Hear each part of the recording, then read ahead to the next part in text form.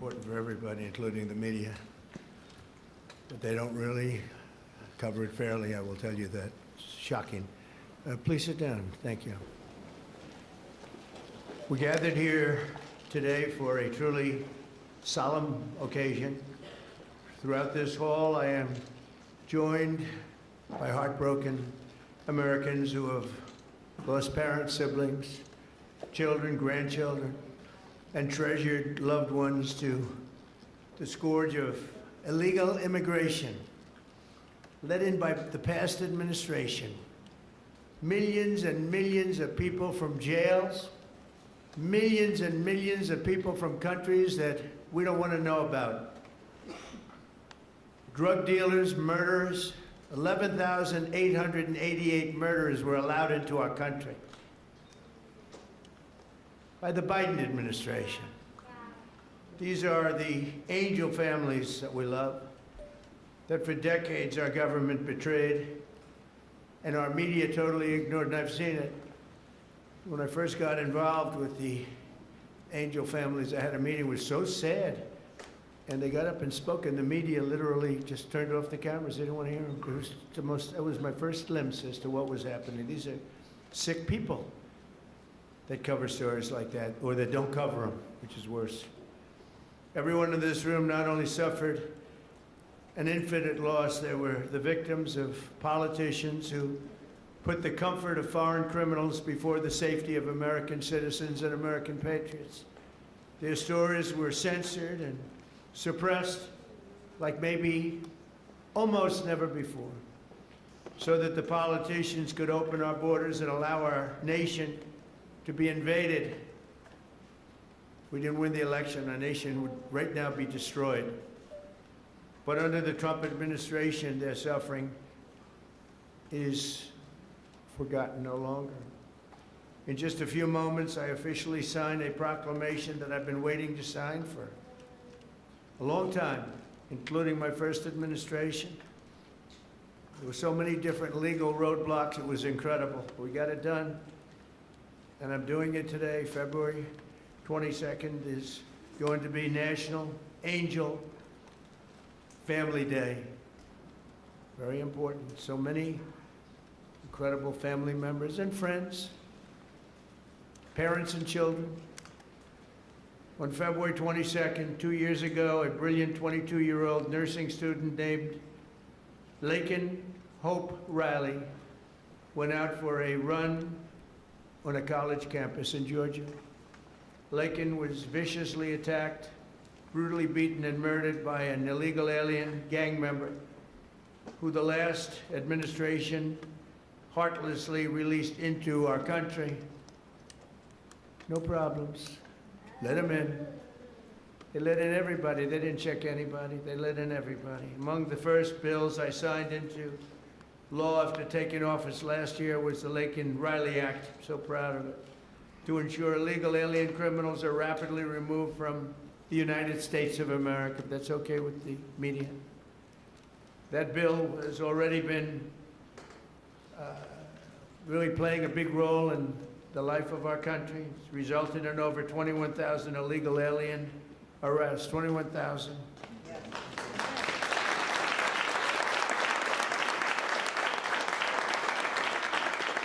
We're joined this morning by Laken's parents, who I have gotten to know. These are incredible people. And I want to ask Laken's mother, Allison, to please come forward and say a few words, please.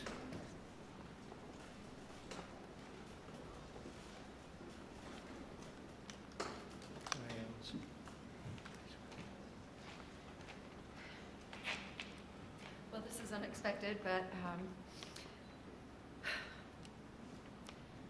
I think that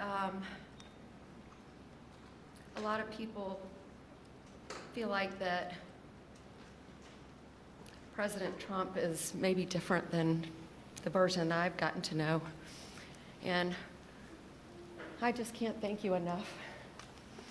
You have said from the beginning, literally the day after this happened, that you would not forget about Laken. You weren't president at that time, and you have not forgotten.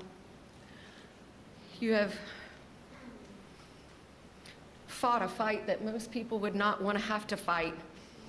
Most people wouldn't. They would just say it's just easier not to do this. And President Trump you are doing a thankless job that most people just wouldn't do. And I just can't thank you enough.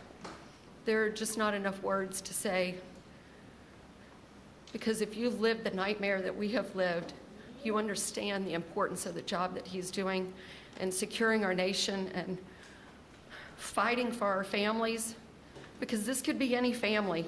This happened to my family. This could be any one of your families. And Laken was the most responsible, hardworking, kind, selfless, beautiful Christian. And she wasn't somebody that put herself in bad positions. She didn't make bad choices. She was just a good girl. And she just wanted to go for a run that morning after she'd gotten up at 4 o'clock the morning before to decorate her roommate's door for her birthday. And she did everything for everyone else. She expected nothing in return. She just wanted to be a good friend and a good sister and a good daughter and a hardworking nurse she was working so hard for. And I'm beyond blessed and thankful that you're honoring not just Laken, because she's one in a ton of people that have suffered at the hands of illegal immigrants. She's not the only one. And so thank you for honoring all of them, not just Laken. And we're just beyond grateful. Thank you. Thank you so much.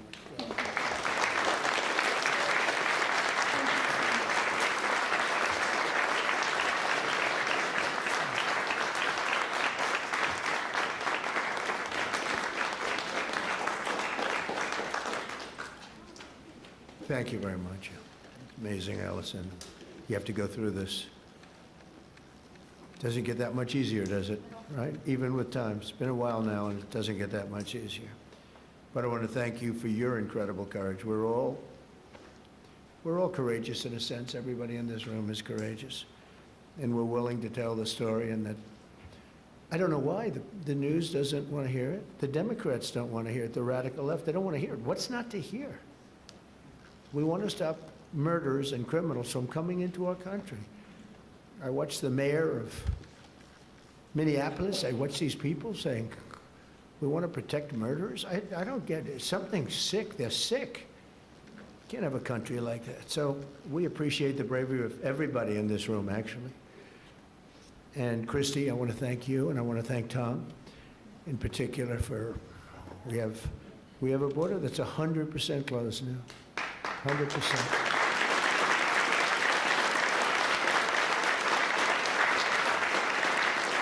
So Laken's story is even more tragic because her death was completely preventable. This shouldn't have happened. Guy should never have been here.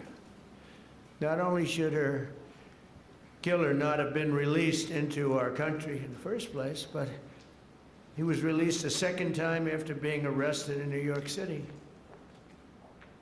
Here today is a great gentleman, the police officer who arrested that illegal alien, only to watch him be set free to kill. I mean, he was arrested and they let him go free. They knew he was trouble, big trouble.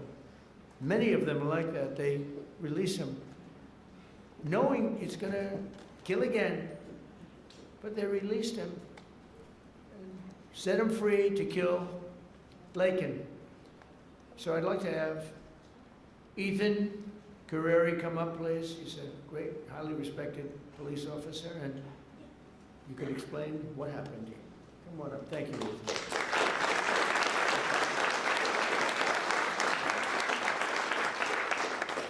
Mr. President, it's an honor to be here today, and it's an honor to be speaking with you guys. My name is Ethan Carreri. I'm a police officer in Palm Beach County, Florida, and a former New York City police officer. While serving the New York City Police Department, I personally arrested Jose Ibarra for endangering the welfare of a child. A few months later, I saw his face again in the news after he viciously murdered Laken Riley. I did my job. I put him in custody. The system failed. No detainer, no accountability, no deportation, and an innocent American life was taken. If you enter our country illegally, there will be consequences under this administration. The American citizens must always come first. To Laken Riley's family, your loss should have never happened. We owe it to you and every American family to enforce our laws, secure our border, and protect innocent lives. Mr. President, thank you so much for having me here today, and thank you for all you've done for our country. Thank you. Thank you very much. I notice you left New York to come to Florida. In a way, it's too bad, right? You couldn't take it anymore. They don't let you do your job. But thank you very much, Nathan. It's great, highly respected person. I have to do a little checking before I introduce people, otherwise I get in trouble. Sometimes I introduce people and they say, sure, do you know this or that? But you checked out very, very well. Wow. Stories like Laken's are one more reason why my administration will do everything in our power to end the scourge of sanctuary cities once and for all. They protect criminals. Why do people find they protect criminals with a vengeance? They fight for these criminals like murders. They're protecting murders. They fight for them so hard. There's something wrong with them. We're joined today by so many angel families who are grieving a terrible loss. They've gone through hell. Steve Ronnebeck was the father of 21-year-old Grant Ronnebeck, a beautiful guy, who was shot and murdered by an illegal alien while he was working behind the counter of a convenience store in Arizona. He was working behind the counter. Steve, would you please come forward? We'll talk about your boy.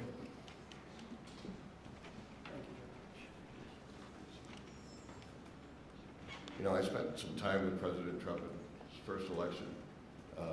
President Trump talked about Grant even before he was elected in 2016. And finally, we had hope. We had hope that it was going to end. I was just talking to Secretary Noem that we all sat around the table one day during one of our visits to Washington. And again, the word preventable came up. All these deaths at the hands of illegal immigrants are preventable. They could have been stopped. We could have done so much more, unfortunately, at the hands of an election that we question. Somebody took their foot off the brakes, put their foot on the accelerator to let these people into our country. And it wasn't just regular people, it was criminals, it was murderers, killers, rapists. And now today, we are finally going to see that somebody's going to remember all of our loved ones. They're going to remember the names, and they're going to remember what we've all been through. Thank you, Mr. President.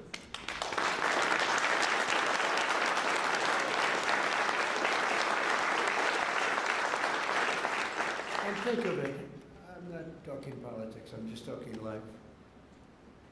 If that election, it wasn't rigged, it was a rigged election by millions and millions of votes. A guy that never left his basement, it was all run by crooked people. COVID was a little bit of a shield. We had a lot of things going on. But it was rigged by millions of votes. We did great in that election.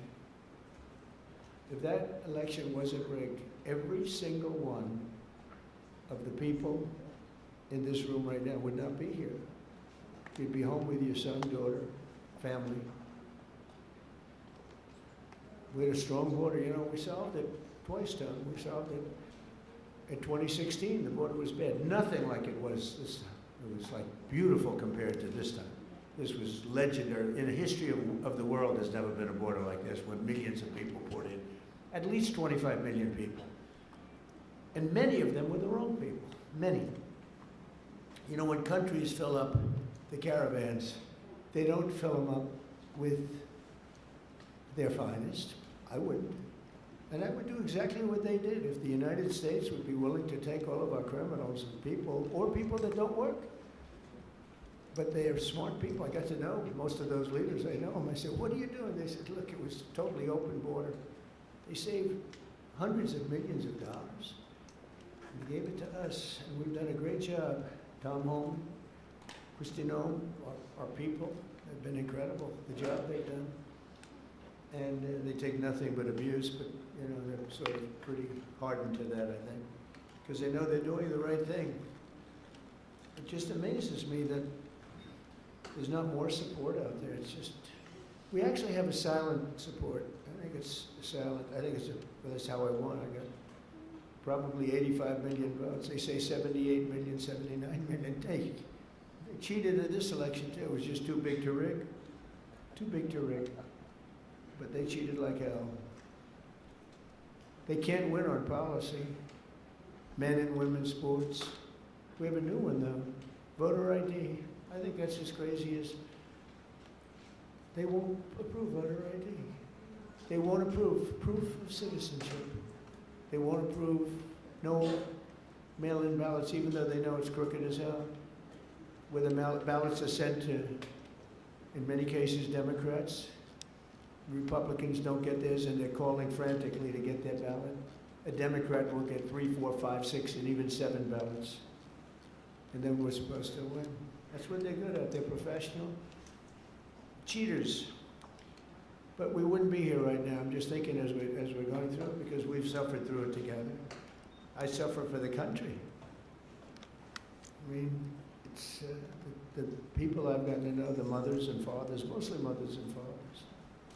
Husbands in some cases, wives in some cases, but mostly mothers and fathers, what they have to go through. Also with us is Marie Vega, the mother of Javier Vega Jr., the retired U.S. Marine and Border Patrol agent, so respected, who was murdered in front of his family by 2 illegal aliens, bad ones, really bad ones. People you could look at them and you could say, trouble. Trying to steal his family's trucks. He wanted to take everything the family had, but the trucks in particular. Marie, please come forward. Thank you, darling.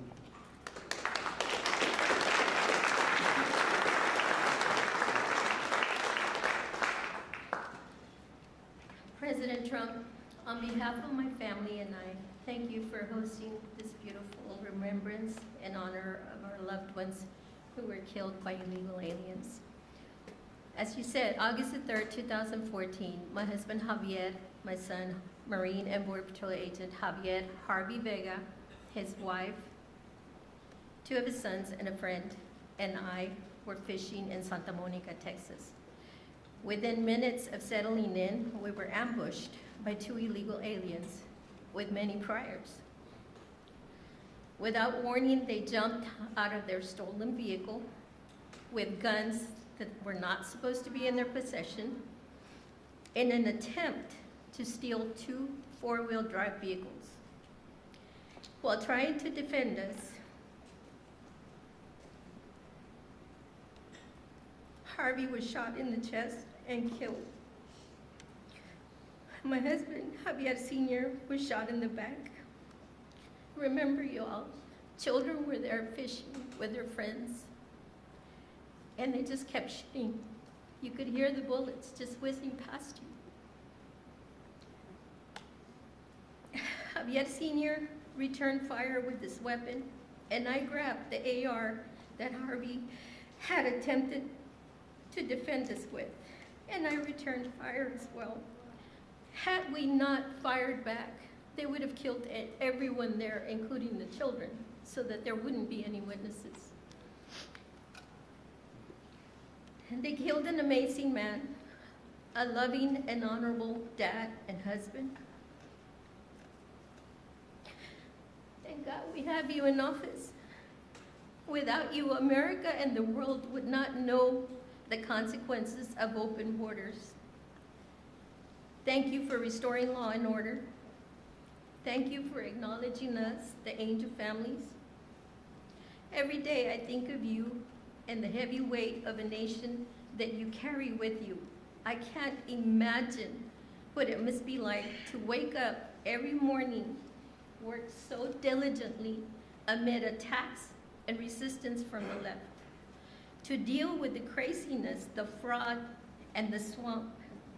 But you get it done day in and day out, all while finding solutions to making America great again. You absolutely amaze me. Please know that we see it, and we, the masses, your constituents, are behind you 100%.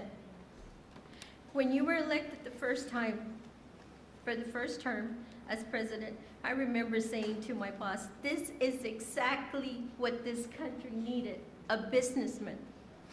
You did an outstanding job then, and although you were cheated out of the second term, by the way, you won that election as well, and we know it.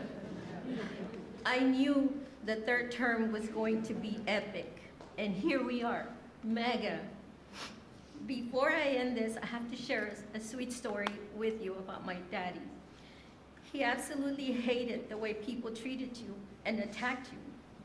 On your third run for office, he said to me, "Mijita," which means my little daughter in Spanish, "Can you check to see if I'm up to date and still registered to vote? We need to make sure President Trump gets into office." I said, "Of course, Daddy."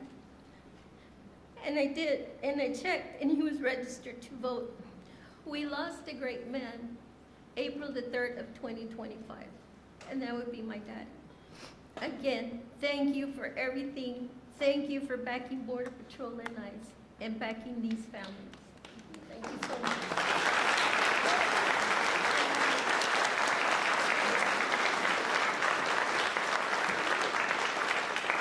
So beautiful. You know, I was thinking as you were saying that running again for a third time after having gone through what we went through the second time, which was so horrible. So much cheating, so much deception and viciousness, and you could see what they were going to do. And I'm here now, and it's a much more powerful term than my second term would be, and much more powerful. And one of the reasons is everybody sees how bad they were. And I had to go through, and I still do, fake stories, fake polls. And I had polls for the election that showed I was going to get swamped, and I won in a landslide. They were fake polls because polls are tough. You know, when you get a fake poll, I get them today. I saw one today that I'm at 40%. 40%. I'm not at 40%. I'm at much higher than that. I mean, I'd love to run against anybody. The real polls say you kill everybody. It wouldn't even be close. But you go through the fake polls, you go through the fake stories. And I said, you know, it was good because this is really a much more powerful term than I would have had if I had run, because it was just one of those things. There would be nothing to compare it to. And now they compare it to Biden and that horrible, horrible administration. And I mean it, it is more powerful. Our military is much more powerful. We rebuilt it mostly in the first term. Then they gave away a chunk of it. And as much as it was, it's very small relatively, Tom. But we gave it to the Taliban. Just walked out. We could have taken it with us. They said, oh, I think it's cheaper to leave the planes. Just put a little jet fuel and fly it to a neighbor or fly it right home. Sir, I think it's cheaper. I think we'll save money by leaving a $150 million jet on the runway. These people are crazy. But I said, and I've said to a lot of people, it's much better what happened. But not for you people, it's not. And then I go back and say, but I wish it didn't, because every one of your loved ones would be alive today. Everyone in this room, I think. Maybe there's one where it could have sneaked through during our term, but I don't think so. We had a very tough border. We had we solved it in 2016, and we had a very strong border. I would say nothing is as strong as as what we have now, but we had a very strong border. We had a good border. We had a sane border. It was sane. And I say, I like this much better, much more respect. You know, you read about all these crazy shooters, but they only go after consequential presidents. They don't go after non-consequential presidents, you know. If you take a look, Abraham Lincoln, some big one. John Kennedy, in a certain way, was very consequential. He represented something very important. He was there for 1,000 days, as you know, the book, 1,000 days, but he was consequential. There was a glamour, there was something good for our country, right? But they're consequential, and I was told that. I saw that the other day. They said they only go after consequential. So maybe I want to be a little bit less consequential. Can we hold it back a little bit, please, Tom? Can we just, like, nice and easy? Let's be a normal president for a little while. Because we had the greatest first term, I think, of any president in history. A lot of people have said that. Even radical left people have said that. And so it's, you know, but the one problem is that, and every time I say it, I go back to the one thing. I said, but we wouldn't have had 25 million people allowed to come into our country, totally unchecked, totally unvetted. And those are the people that destroyed your lives. They destroyed your lives. They wouldn't be there. So I always say, I like it better, but there's one thing I don't like better, and that's what they did. Because I think that's the single biggest problem. You know, he gave us inflation, highest inflation we've ever had. I solved that. Right now, inflation's at a low, very low number. How about gasoline? I was in Iowa, $1.85 a gallon. You know, I solved that. I did a great job with that. Prices are coming way down, and I'll get them down further. But, you know, Christ, no matter. By the way, if I came up with a cure for cancer, they would say, he should have done it years ago.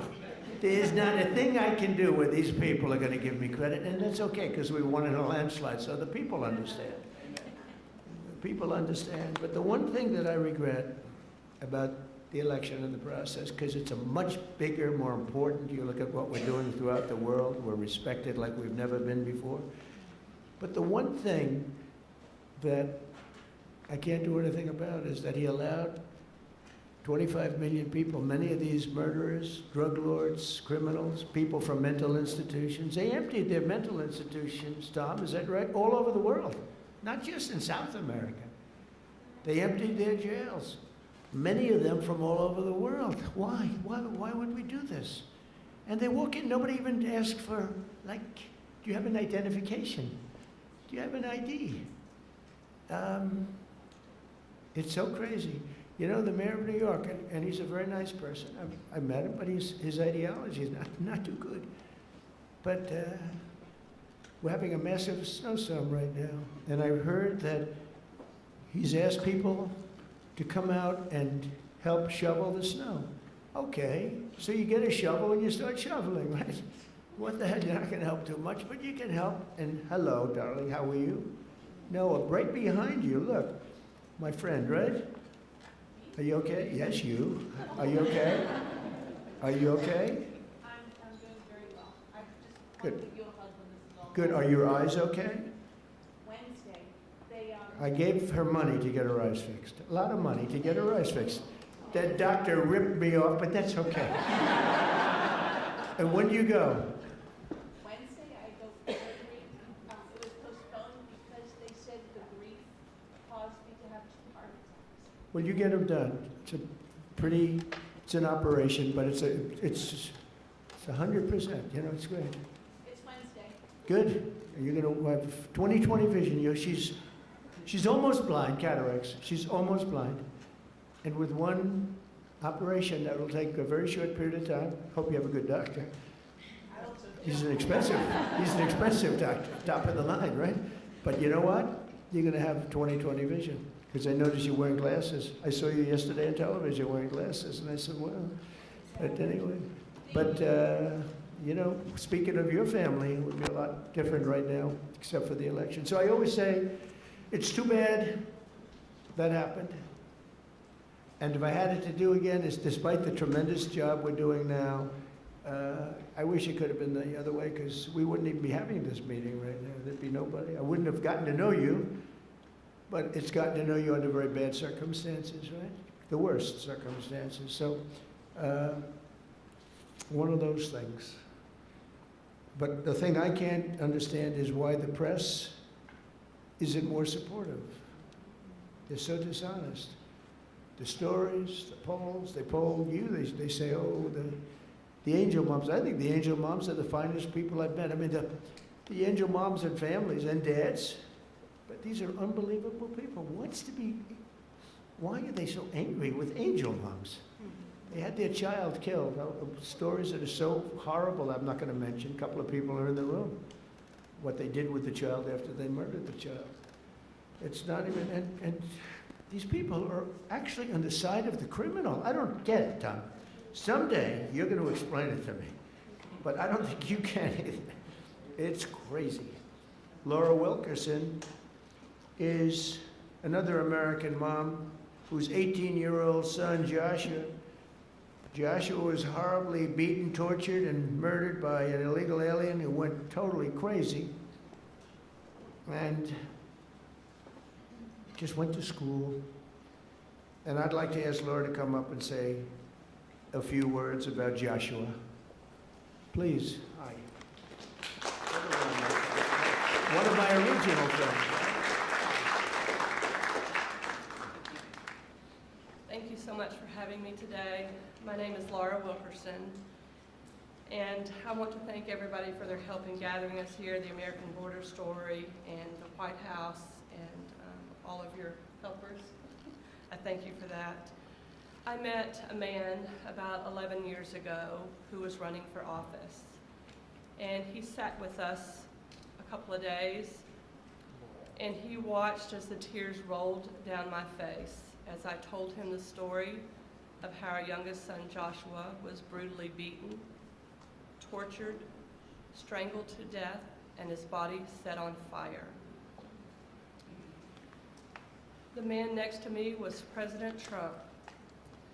He never, ever looked away from my pain. He looked me straight in the eye, and he said, I will never forget the story of your sweet son, and I will never give up fighting for the American family. I looked at him and I believed him. And here we are these years later, and you can tell all of the work he's done. He's never missed a day of fighting for the American family. I don't know if I've ever met a man who is more interested in this country and running his country and getting it back in shape. And I'm so grateful for what he does every single day. I can't even pretend to understand the spiritual battles that swirl around the office of the presidency and the man who owns that office. I would ask that God breathe a fresh breath of air through this administration so that he can calm those spiritual battles and allow our president to continue to do the hard work. Jesus works on my family every day, still healing us today. And I am just so incredibly grateful for the man who's in office, who never quits. He is sidelined so many times, but we know the man, Jesus, who can take care of that. And we pray today in his name that he will sweep through this country and make it right again. Thank you so much for having me.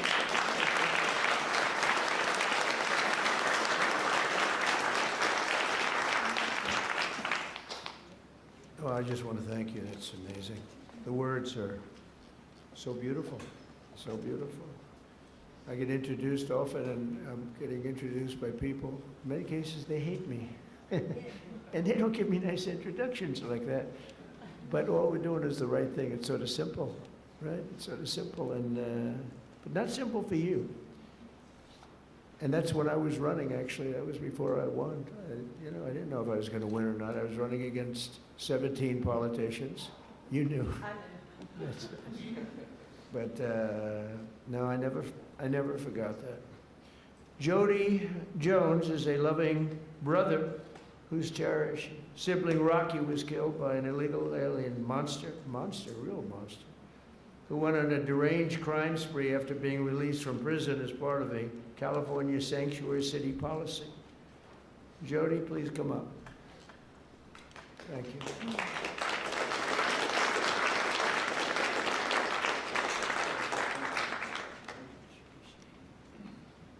Well, I have this speech, but I'm not going to give it.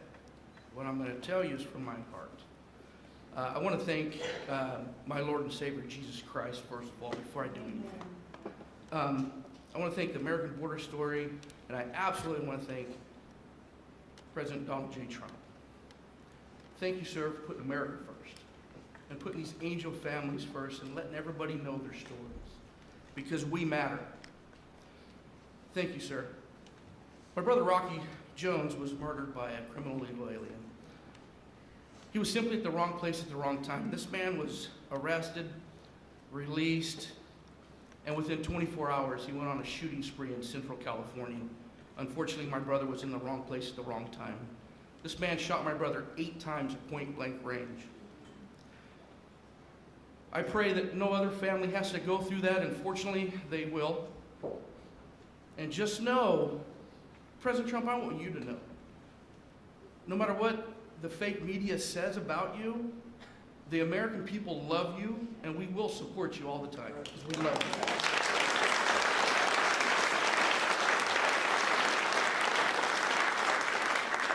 I'm sick and tired of hearing these Democratic politicians stand up on these podiums and say how sorry they are for seeing these criminal illegal aliens being ripped apart from their families. What about us? What about the American family? What about us? We mean something too.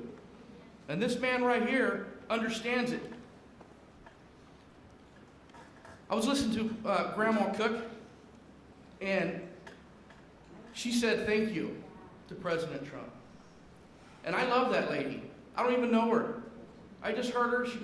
I just got the fire inside of me. I'm like, wow, that's an American. I love America. I want you guys to understand this. Americans are not racist. We're not xenophobic because we want a safe America and we want to put Americans first. This man's not racist because he wants to put Americans first. Are you kidding me? I know you guys hear it all the time, but we are not.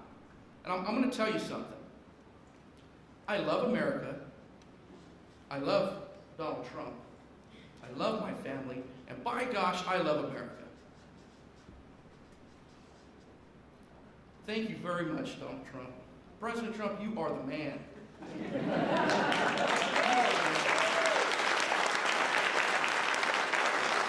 I want to say this. I'm going to end here. I want to say this. I love my country. God bless you. God bless Donald Trump. And God bless America.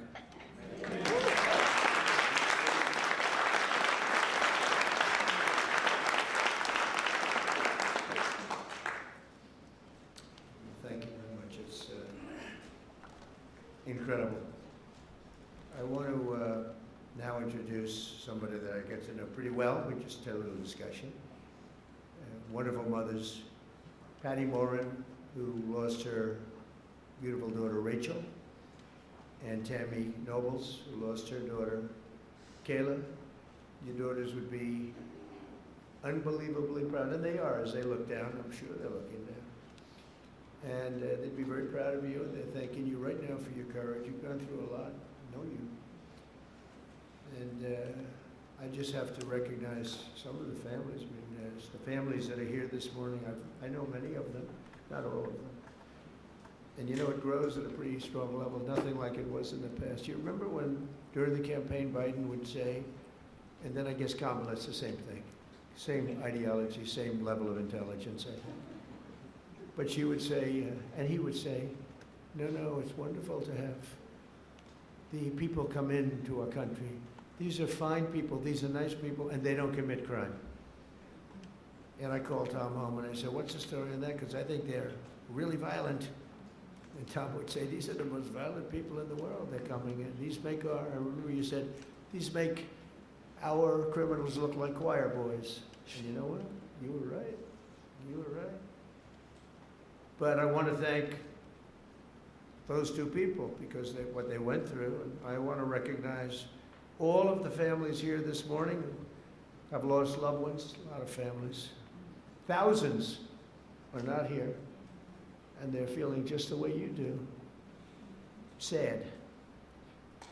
And continue to fight. You know, they say time helps, but I've seen some people and the time isn't really not helping that much. Time, they say it heals all wounds, but it's not. Do you feel better now or the same? You got to feel a little bit better. You got to but it's not like the phrase, wonderful phrase, time heals, like everything's good. Excuse me? We feel good that you're here now. Yeah, I know. We'll continue to fight though, and we'll stop this horrible situation, and we have stopped a lot of it. A big thing, you know, you saw that murders are down for the most in 125 years. This is before my father was born in 1905. 5 years before my father was born. My father was great. But, so in 1900, 125 years, the murders, the lowest rate. You know why? Because I closed the borders, and we got a lot of people out. It's not just closing, we got a lot of people out. Washington, D.C. is now a safe place.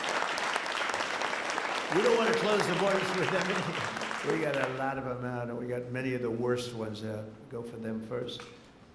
But I want to conclude by reading part of a letter I received earlier this year from two heartbroken grandparents who will never again see their 8-year-old granddaughter after an illegal alien ran her over with his truck purposely.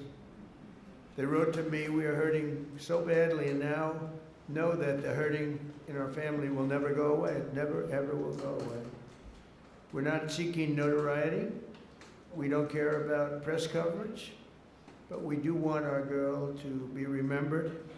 We want people to actually know how preventable this murder was. And lastly, we want the American government to be accountable to its citizens." True, they should be accountable for what they did. That's my administration, and I will tell you, fighting, and we're fighting so hard. All of them, everybody together is fighting. We're putting American citizens first. We're defending American lives. And we're fighting for every angel family. Angel families are beautiful families. They're beautiful families. That was my first, early on when we first met, that was my first, I didn't know about angel families, you know. I never did this before, right? I was building buildings and things. But I said, I can't believe it. My first meeting, they were so angry at the press, at a mom who lost her daughter so violently. Right? You might have been there. The first meeting, I said, this is strange. What's going on?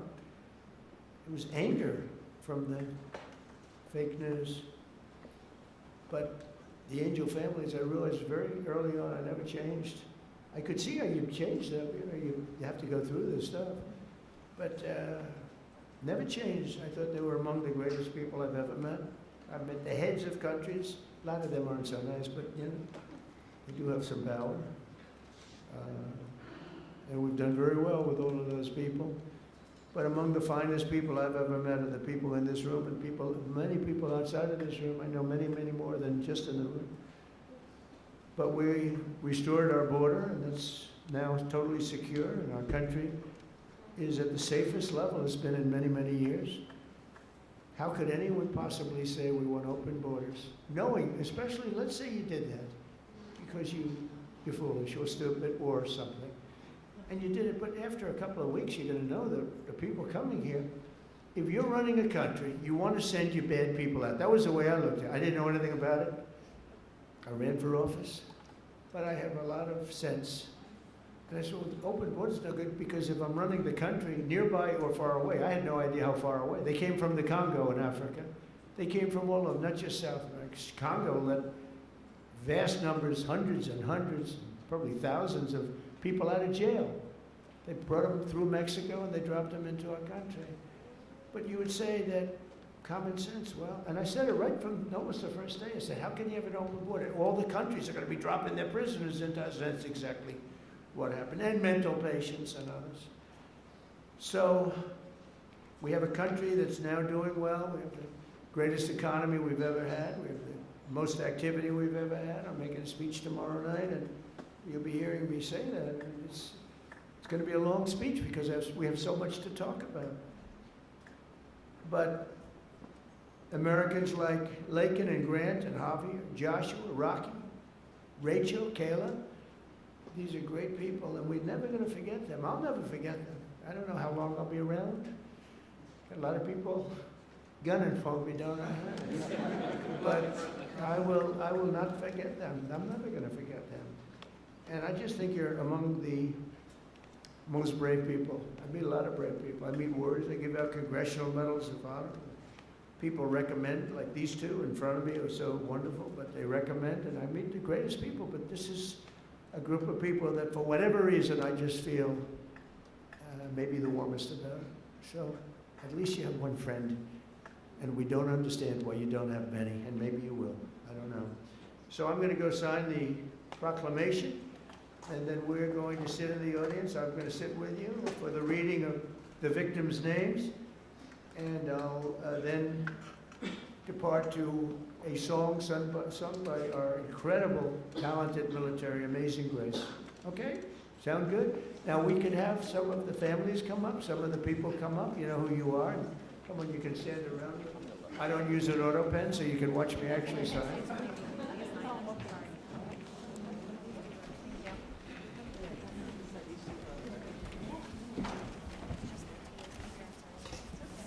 We'll do this the right way. Do you have, I want to give coins to the family, okay? Could I? have one for you, and I couldn't bring anything inside. I know, Secret Service, well, you'll get it to me. Hi, nice. My name is Emma. Oh, hi, Emma. Very Carol. Very good, beautiful. Yeah. Okay, you ready, Emma? We're going to sign this, okay? Okay.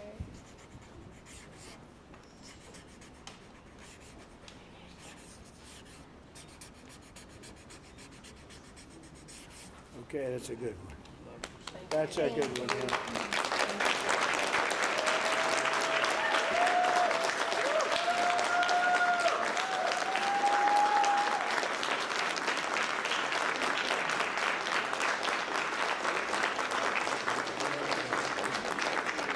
Thank you very much.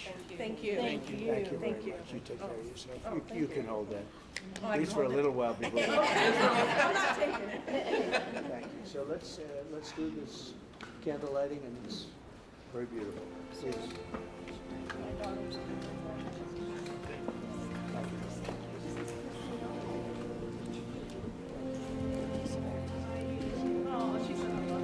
can't tell you what it said.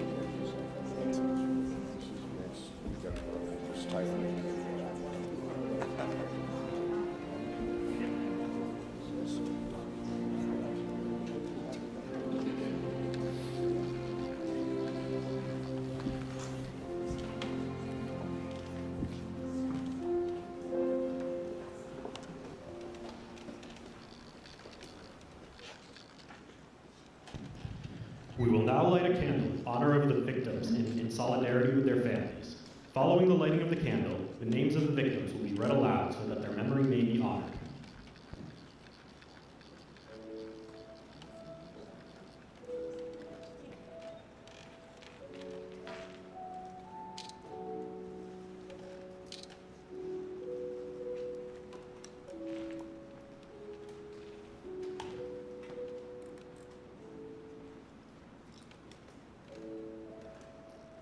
Katie Abraham, Chad Eistrup, Austin Babcock, Megan Elizabeth Ida Boz, Jesse Bird, Liam Cantu, Michael Clayton, Gail Clayton, Sander Cohen,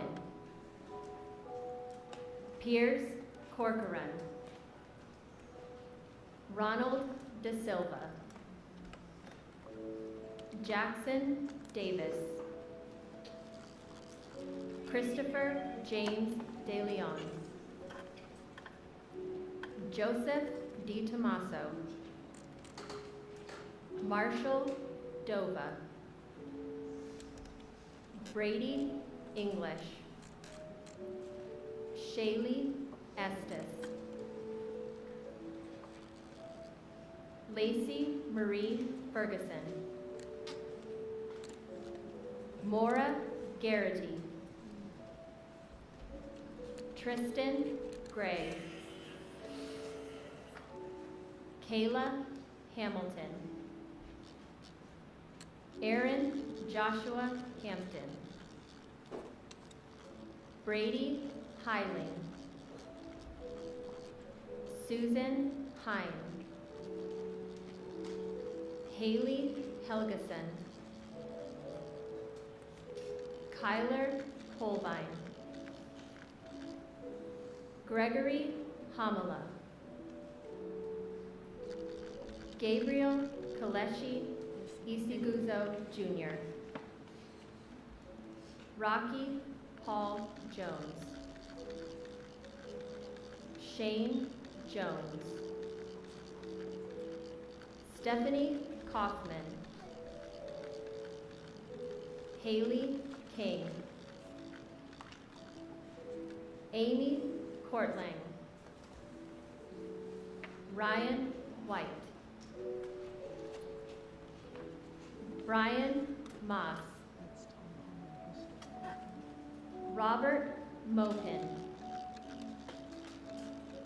Lisbeth Medina, Brandon Mendoza, Brandon Michael, Dominic Montoya, Jonathan Moody Jr.,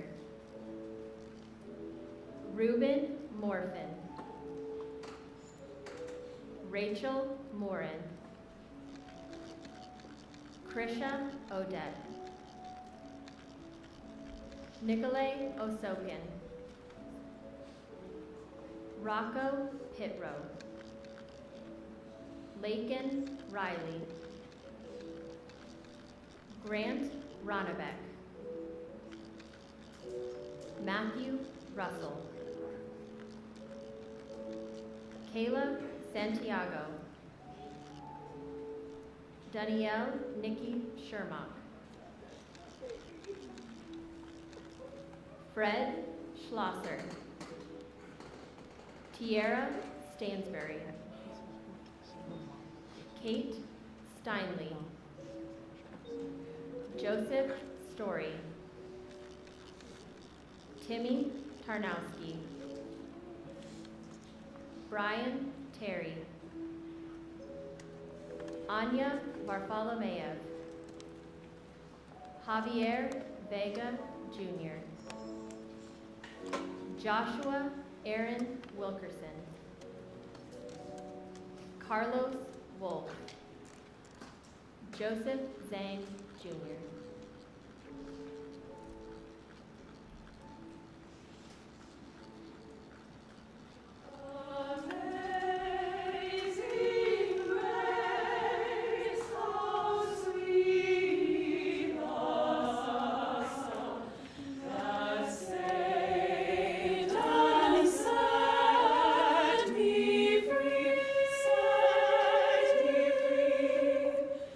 I